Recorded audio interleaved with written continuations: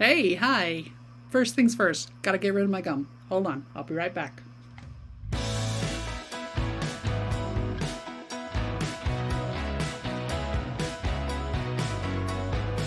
Welcome to my channel. I'm Sharon Palmer, your host, and welcome to Sharon Palmer Books. So this morning, I started out trying to write a script for this video, and my monkey mind would not settle down for anything. So I wrote down a few little thoughts in hopes that something, when I got on camera, I'd be able to come up and be a little articulate, maybe. Then I went for a walk with my friend, and we had a great time, and we walked our hind legs off. It was so much fun. I came home, and now my monkey mind is dead. It is asleep. It's gone to bed for the rest of the day. So here we are. I'm going to power through, and we're going to see what we can do with the monkey mind that's half asleep. First of all, I want to give a shout out.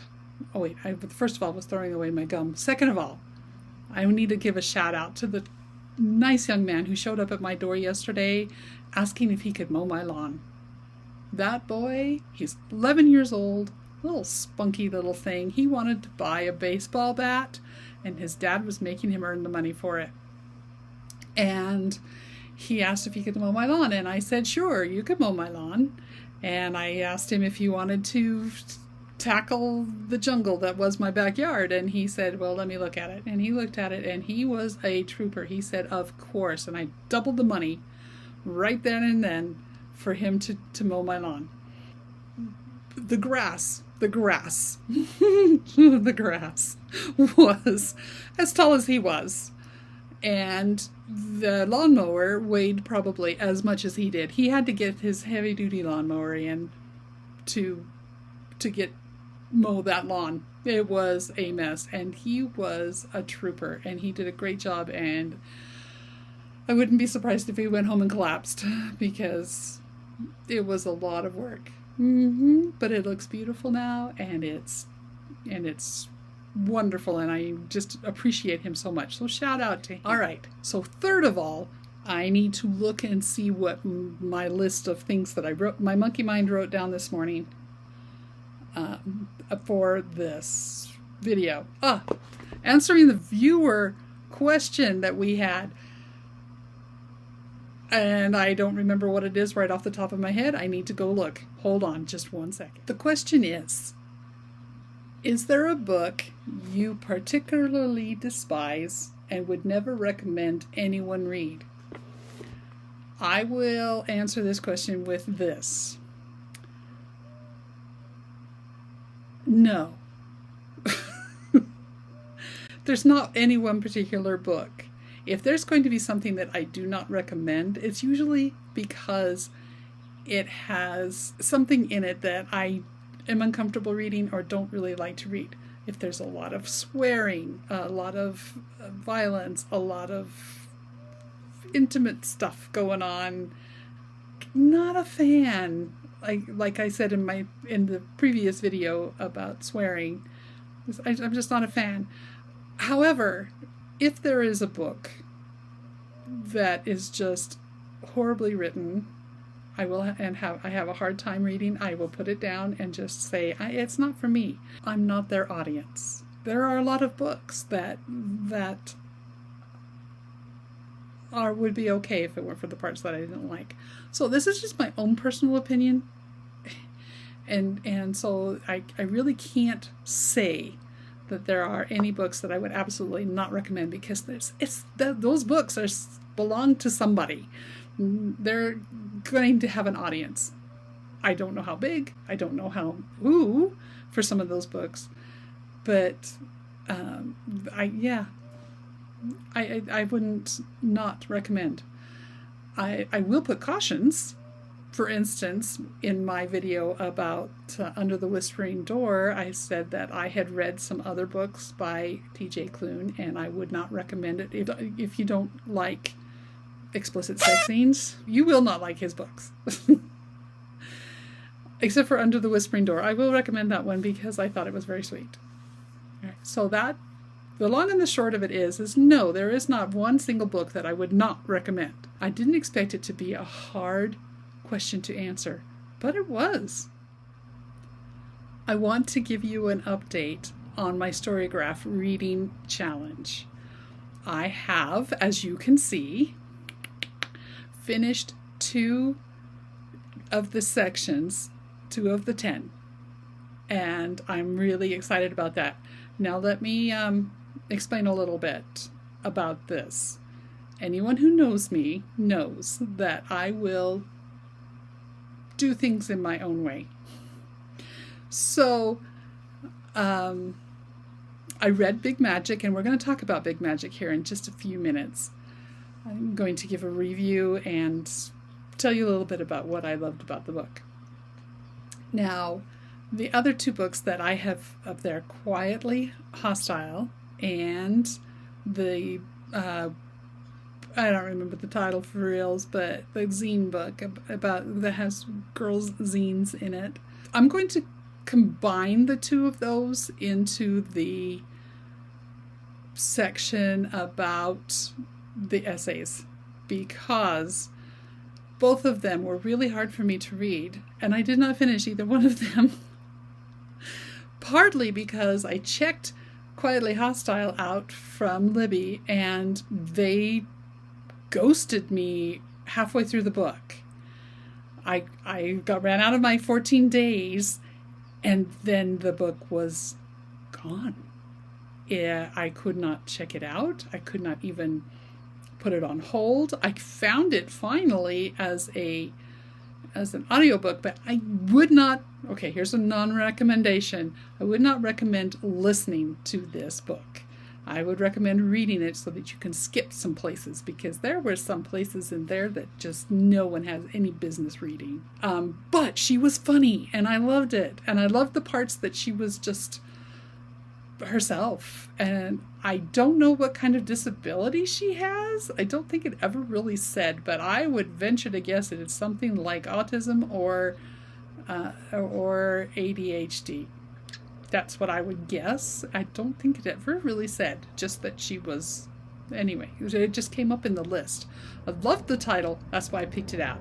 I thought, yep, that's me. Quietly hostile or quietly rebellious, that's me. Well, sometimes. So, did you hear the plane that just went by? Man, the shadow was huge. Anyway, the dangers of living near or the perks of living near an airport? I don't know, anyway. So I'm going to count the Zines book and the Quietly Hostile book as one book, because I read half of both. And I liked them both, and I thought they were good in their ways. I'll talk a little more about the zines when I do my video on zines. I've been promising since the beginning that I would do a video on zines, and I will. I promise. Maybe next week. We'll see when it comes, but it will come. I promise. All right. So that's my update. I'm 2 for 10. Wait, how does that work? Wait, I'm 2 out of 10. Down. 2 out of 10. Done. Okay, there we go. And I'm excited to do the next one. I'm thinking my psyche needs a rest from all of the hard things that I've been reading. So I'm thinking I might do the poetry about nature book next. I'm going to ask my reader daughter to recommend something, because I know it's going to be good. If you have any doubts as to how I feel that way, or why I feel that way, check out the video that we did together. The interview with the reader daughter. She's so amazing. All right, so that's the update for the reader challenge. So this is the book, Big Magic, Creative Living Beyond Fear. And it's by Elizabeth Gilbert. And I read this for the first section, which was something on graphic arts. I don't remember now. But anyway, I read this, and it was good. And it was very pertinent to me. And that's probably why I love it so much, is because it really opened up my eyes and it made me feel powerful reading this. Now it's about creativity, of course, but so this covers graphic arts, it covers writing. She's a writer, so she talks a lot about writing and how creativity is with her writing. It applies to anyone who wants to be creative or who feels like they can be creative, and even those who don't feel like they're creative, because it sure opens up a lot of things. Opens up a lot of avenues for for creativity. All right. So reading the back. Okay. Story time. We all love stories. That's why we're here. Yeah. Story time. When I was in elementary school, we had to read books and then we had to do book reports. Yeah, it didn't stop in elementary school, but I remember elementary school best because I was able to get away with this. What I would do when I had to do a book report in elementary school was I would copy the back of the book, the blurb that tells you what the book's about. And then I would add, I liked it. And that was my book report. And my teachers, every one of them, took it because they knew I was reading that book, because half the time I was reading it while they were teaching. So they knew I read the book, and so they accepted that as my book report. So let me read the back of the book because it summarizes it better than I ever could. I have my reading glasses on, but that doesn't necessarily mean that I can actually read it. Here we go. Readers of all ages and walks of life have drawn inspiration and empowerment from Elizabeth Gilbert's books for years. Now, she wrote Eat, Pray, Love, which I think they mentioned later on here, and that was also a very enlightening book. It was very good. I liked it a lot. Now, I'm taking my glasses off. I can see better without them. Isn't that amazing? Now this beloved author digs deep into her own generative. How do you say that word? Generative. Oh, so maybe I was right. Oh, generative process to share her wisdom and unique perspective on creativity. With profound empathy and radiant generosity, she offers potent insights into the mysterious nature of inspiration. Whether we are looking to write a book, make art, find new ways to address challenges in our work, embark on a dream long deferred, or simply infuse our everyday lives with more mindfulness and passion, Big Magic cracks open a world of wonder and joy. That is how I feel about it. It was amazing. I borrowed this book from my reader daughter.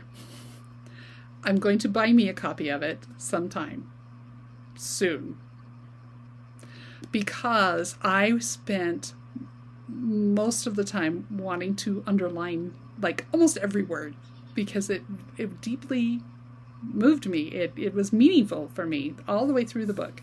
I guess I should hold it a little bit better. There we go. There you can see it really good. Really well.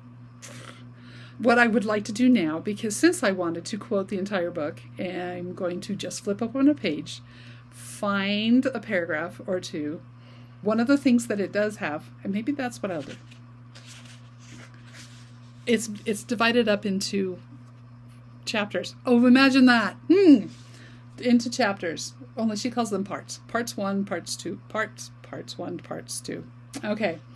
Courage, enchantment, permission, persistence, trust, and divinity. Those are the titles of the parts. I remember that permission was a big deal for me. What page was that on? 79. Hold on. There it is. Permission. Oh, it's where the bookmark is. These bookmarks also came from my reader daughter. And so that's they have some really great things on here, but they're not from the book. All right. All right, give me just a second and I will find us a spot.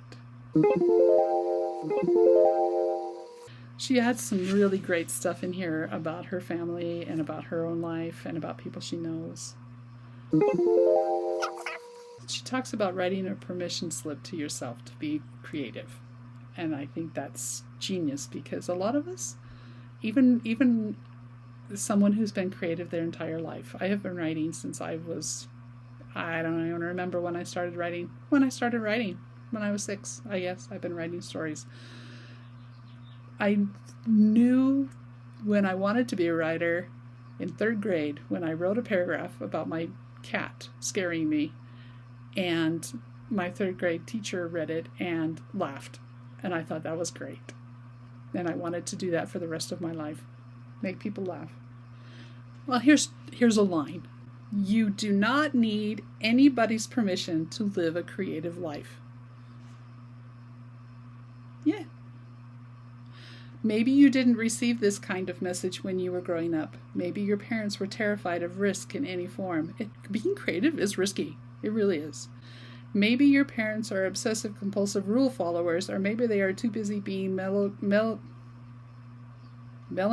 depressives or addicts or abusers to ever use their imaginations towards creativity. Maybe they were afraid of what the neighbors would say. Maybe your parents weren't makers in the least. Maybe they were pure consumers. Maybe you grew up in an environment where people just sat around watching TV and waiting for stuff to happen to them. Forget about it. It doesn't matter. You got to read this book. Even if you don't feel like you're a creative or even want to be a creative person, you still need to read this book. Highly recommend. There we are. Oh, whoops, I forgot to put the bookmarks in.